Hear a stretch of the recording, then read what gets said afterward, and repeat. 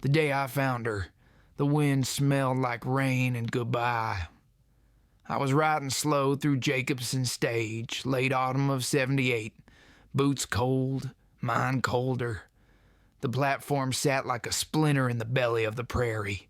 Empty benches, a lantern that had burned too long.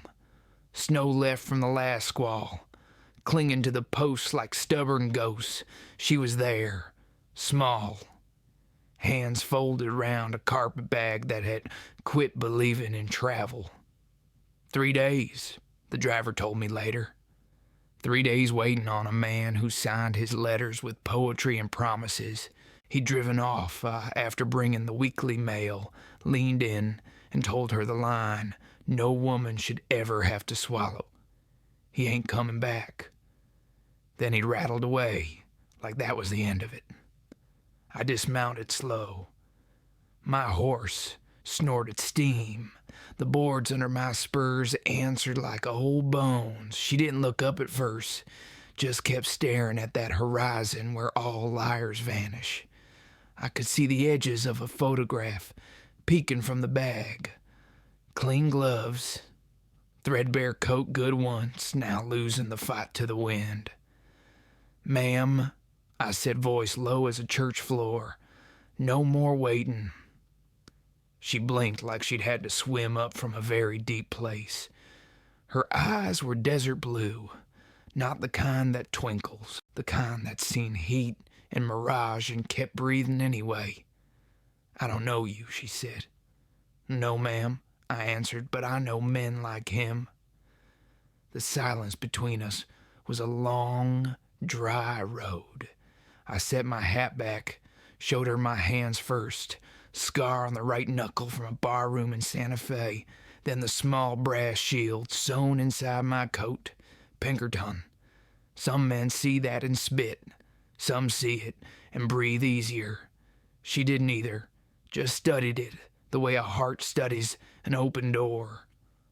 "Name's Caleb Mercer," and I said I've been tracking a gentleman who changes names like shirts. Thomas Langford's the one he used when he wrote you. Her throat worked once. The wind shifted. The lantern hummed.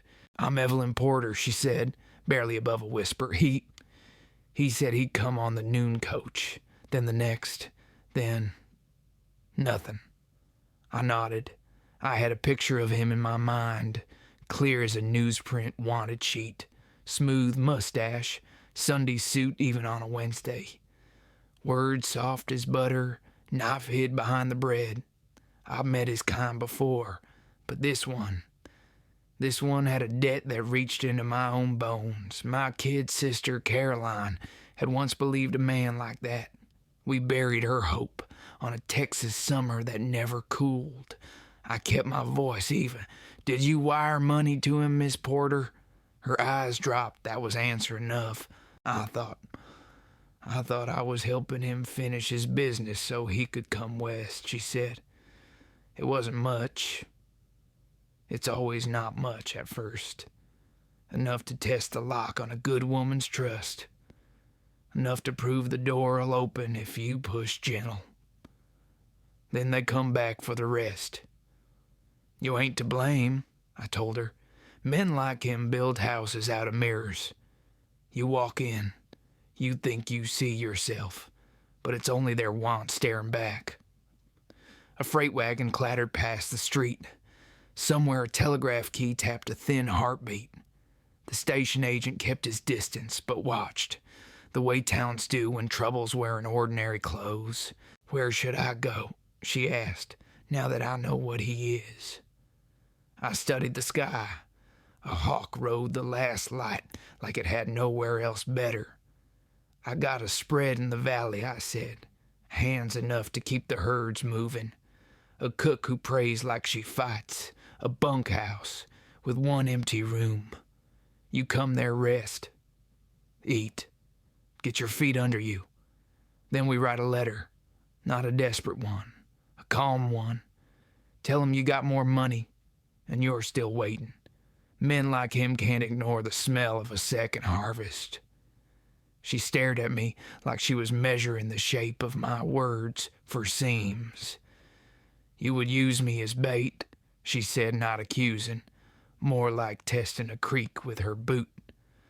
I would, I said, but not without guarding you, not without your say-so, and not without telling you why I do what I do. I let the quiet sit a beat.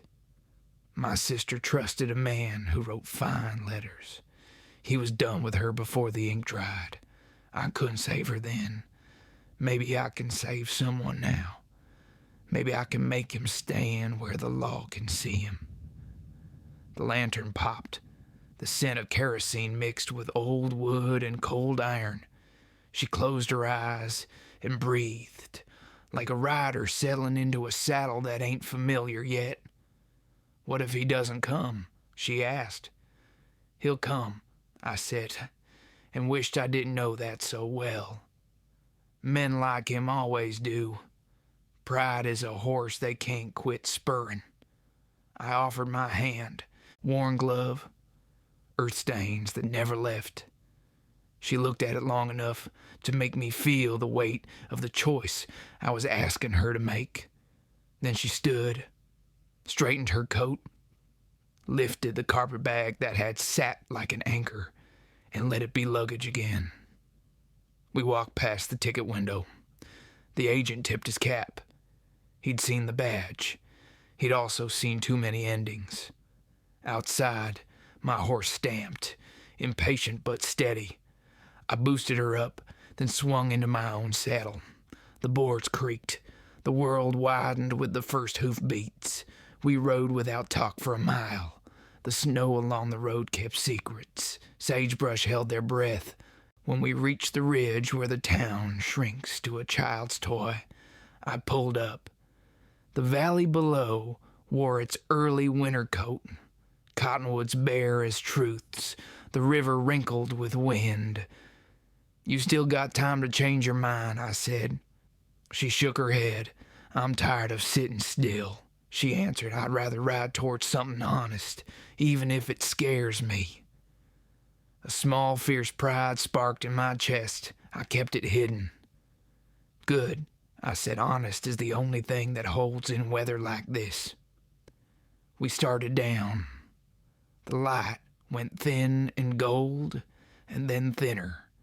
I could feel the old scar under my ribs ache where memories live. Sometimes the ache is the only proof you survived what tried to take you. I told myself a simple prayer I learned on the trail. Keep her safe. Keep my temper. Keep the law close enough to matter. The wind shifted again, carrying a taste of snow.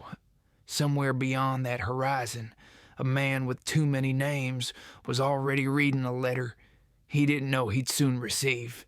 He'd smile, I reckoned. He'd count money he hadn't got yet. He'd plan, and we'd be ready. Truth is, I didn't bring Evelyn out of Jacobson because I was kind.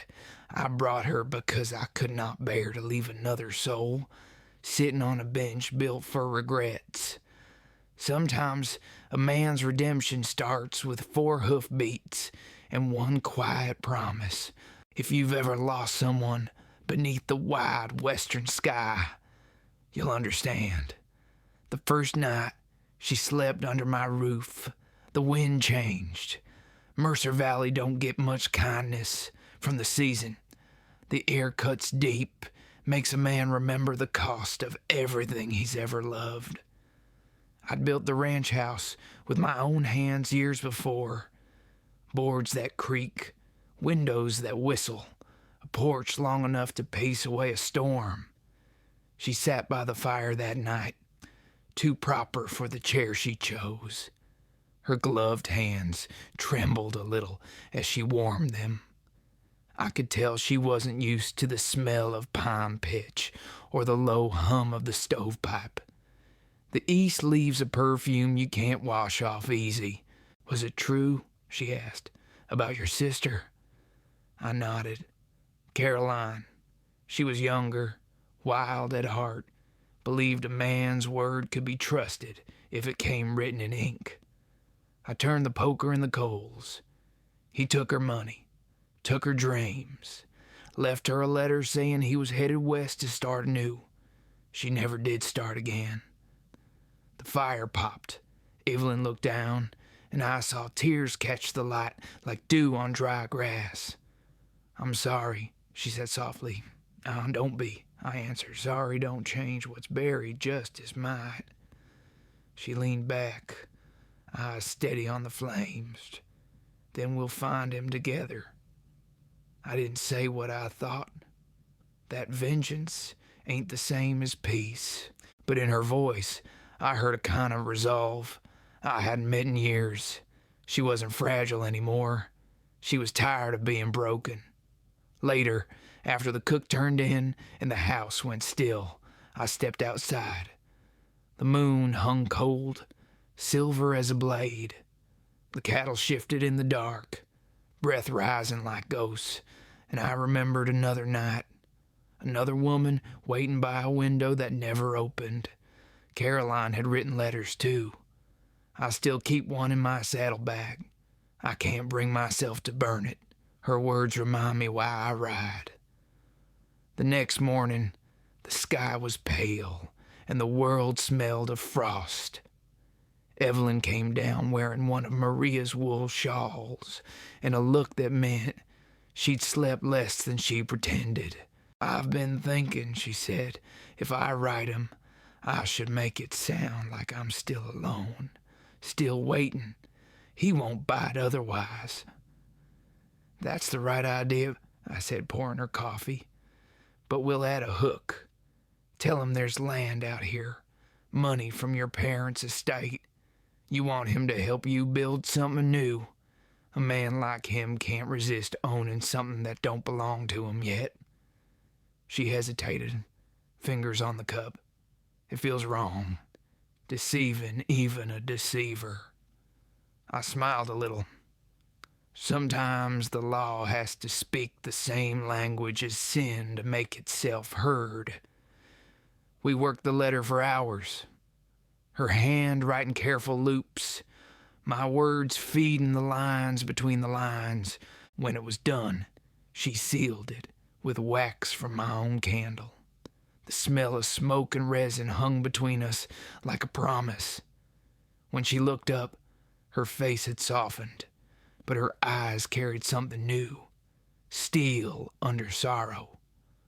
"I'll take it into town myself," I said.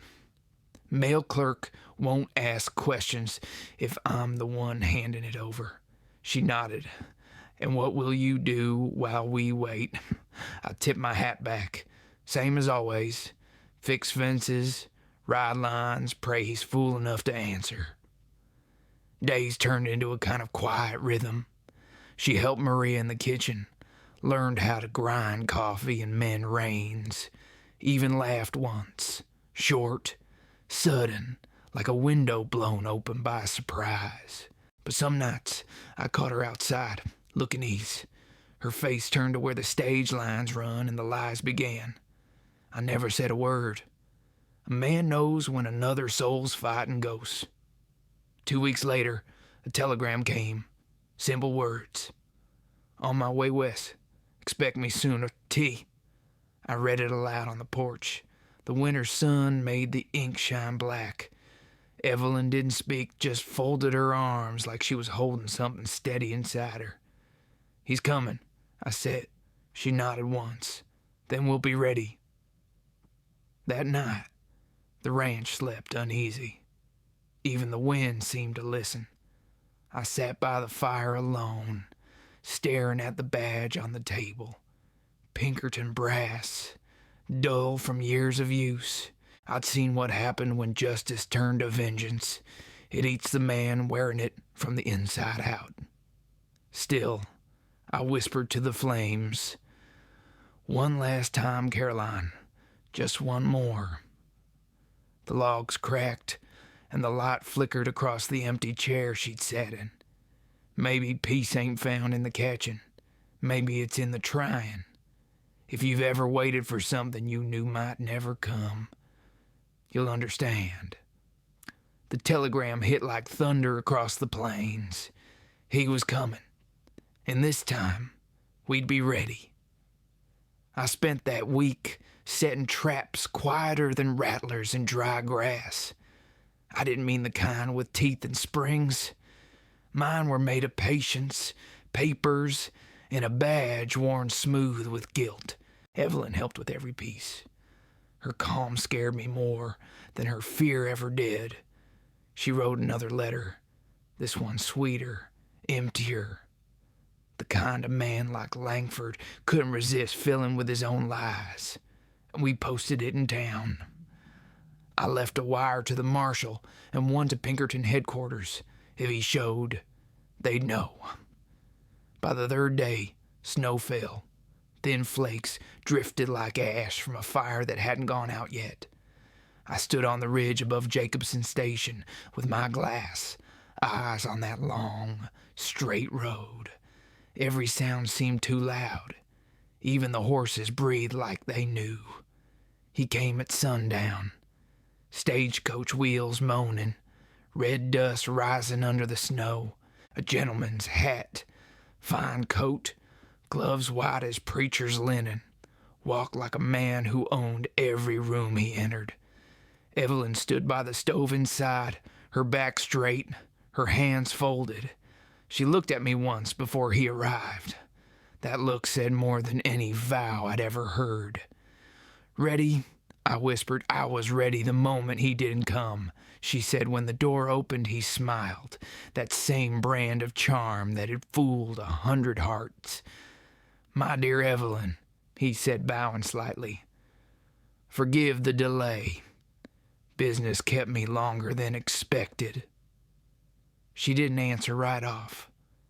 Just let him feel the silence. Then she smiled too, soft, fragile, dangerous. "I was beginning to think you'd forgotten me." He touched her hand like nothing had ever gone wrong. My jaw tightened. I stepped forward slow, out of the corner where the firelight hit the badge pinned inside my coat. "That's far enough, Mr. Langford," I said. His eyes flicked toward me, quick, cold, calculating. "Do I know you?" "Not yet," I said, "but you knew my sister, Caroline Mercer."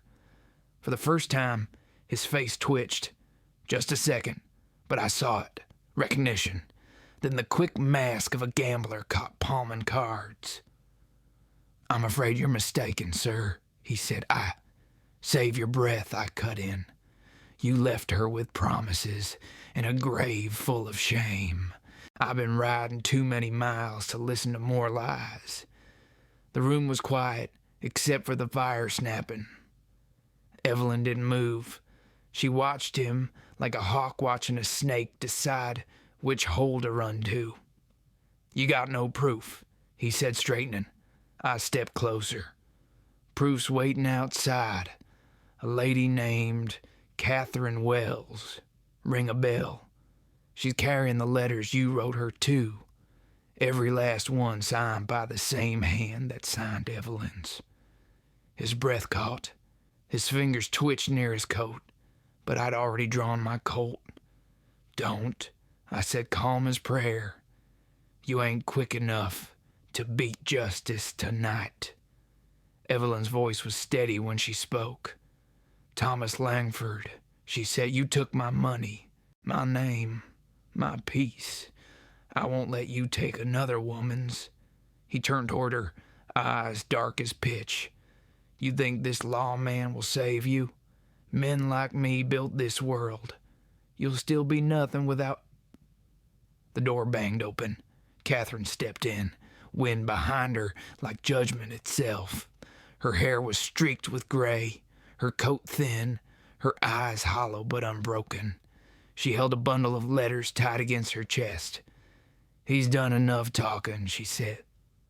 Langford looked between us. Me, Evelyn, Catherine. 3 ghosts he'd raised himself. Then he laughed. "You can't hang a man for love," he said. "No," I answered, holstering the gun. "But you can lock him up for stealing hearts and purses alike. Fraud, forgery, wire deception. You're going to Denver to answer for every tear you sold." He lunged once, desperate, wild, and I caught him by the collar. He smelled of cologne and rot. We went down hard, chairs scattering. Evelyn cried out, but I was already on top of him, twisting the cuffs round his wrists till they bit. When it was done, he spat dust and pride. "You think you're any better?" he hissed. "You need saving as much as any of them." Maybe he was right once, but not tonight. Not anymore. I hauled him up. Catherine stepped aside, her face softening. Evelyn stood tall, breathing deep like a storm had passed through her chest. Outside, the marshal's men were waiting. When I handed Langford over, the last light of day caught the badge on my coat. For the first time in years, it didn't feel like a burden. It felt like a promise kept. Catherine laid the letters in my hands. "Burn 'em," she said. "I don't need to read lies no more." Evelyn slipped her arm through mine, quiet and sure. "What happens now?" "Now," I said, "we ride home. Let the law do the rest." We mounted up, 3 shadows against the snow. The stage lights behind us faded till there was nothing but stars. I didn't look back. The past had caught up, and for once, it wasn't me running. If you've ever faced the ghost of what broke you, you'll understand. We rode in silence that night, the snow falling soft as forgiveness. Behind us, the town lights faded till they were nothing but sparks in the wind. Ahead, the valley waited, quiet, wide, unjudging. Evelyn rode beside me, chin tucked in her shawl, eyes fixed on the trail.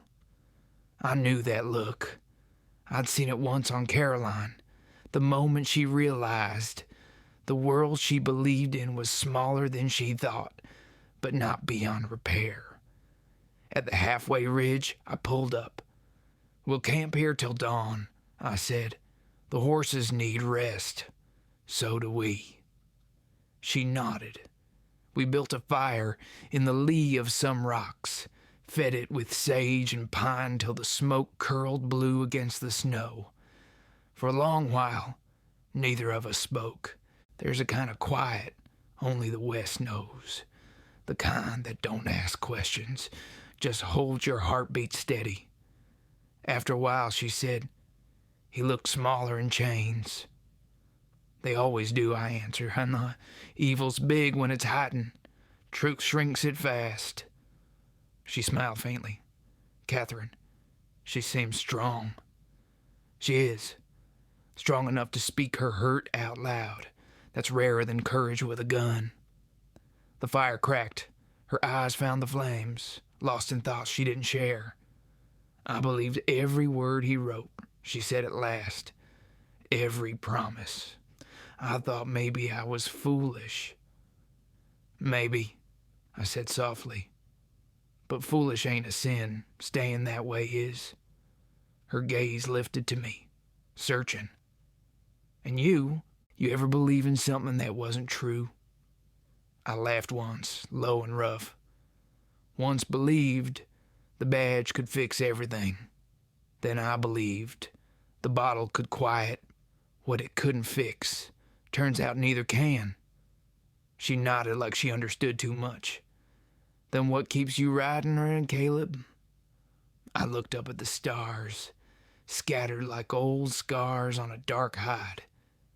"Maybe it's the thought that somewhere out there, there's one thing left worth mending.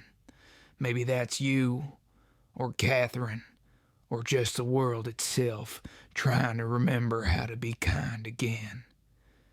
She didn't answer, just pulled her blanket tighter and leaned a little closer to the warmth.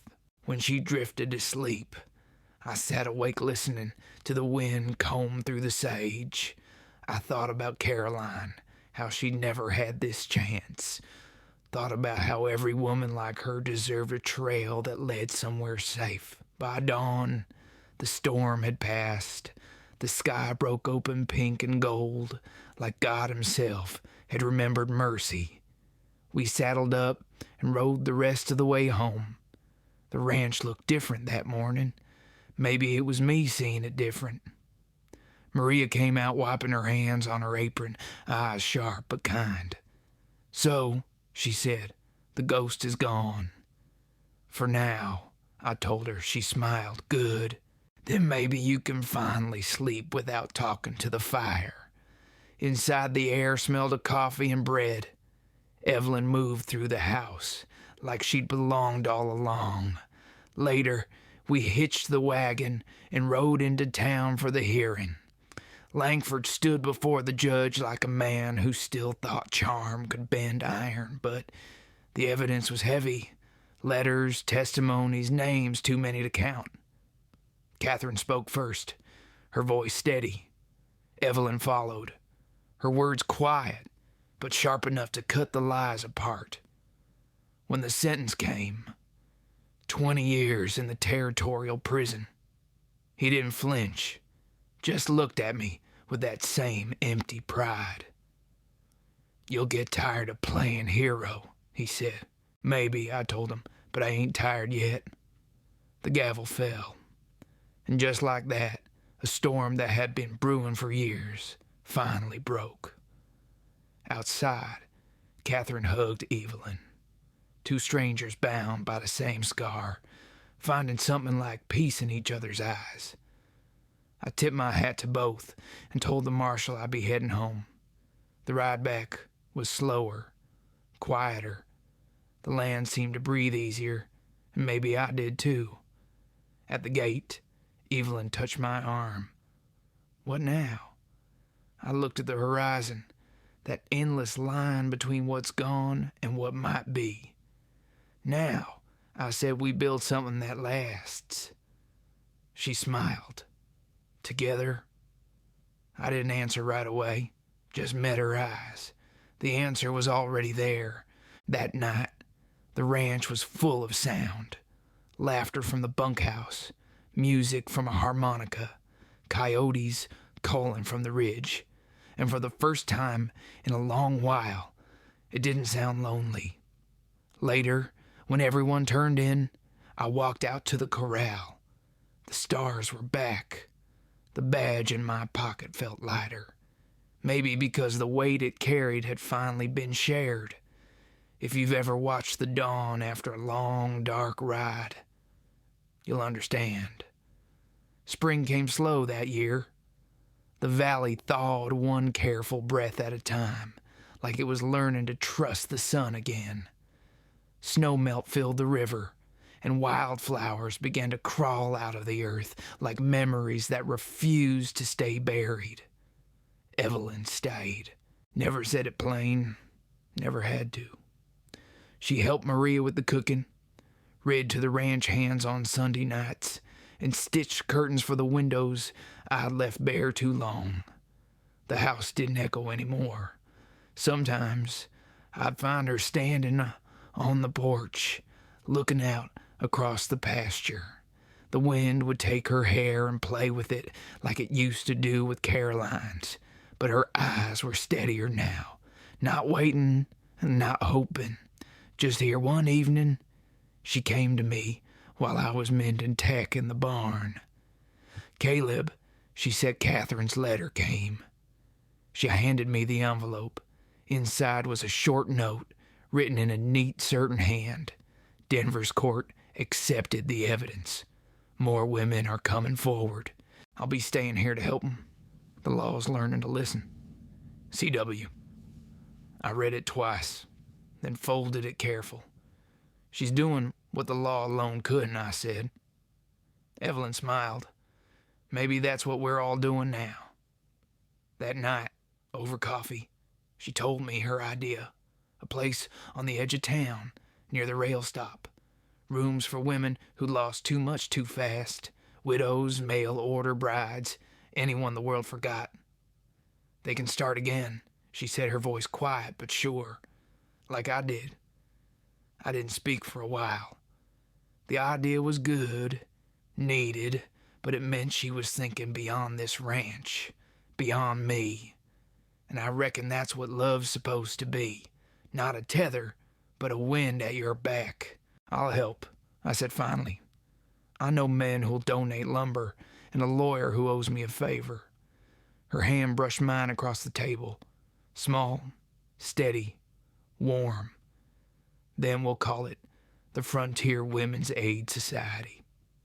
We did. Weeks turned into months, and what began as one small building turned into a home. I rode fence by day and helped raise walls by night. The laughter of women filled the yard again, the kind that comes after too much silence. Catherine visited that summer.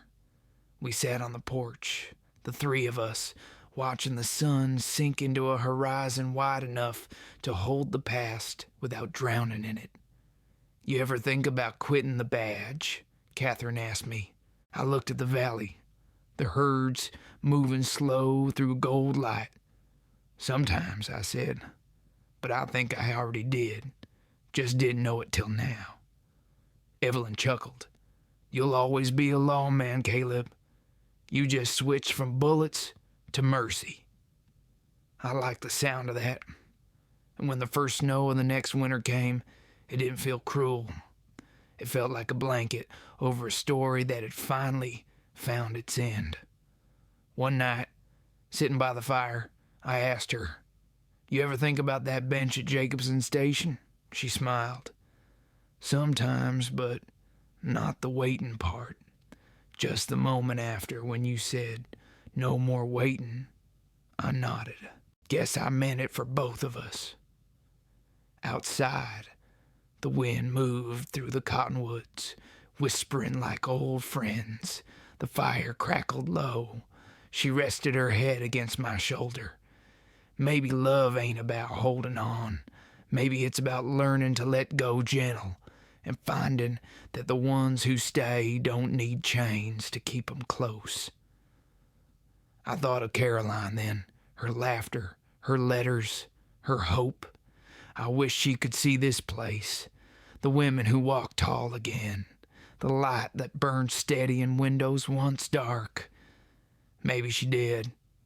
Maybe that's why the wind felt softer tonight. I ain't got many years left on this earth, but what I got, I'll spend watching this valley breathe. I'll mend fences, teach the young hands right from wrong, and maybe when the time comes, I'll hand this story over to someone who still believes in the good that survives the bad. The West don't forget easy, but sometimes it forgives.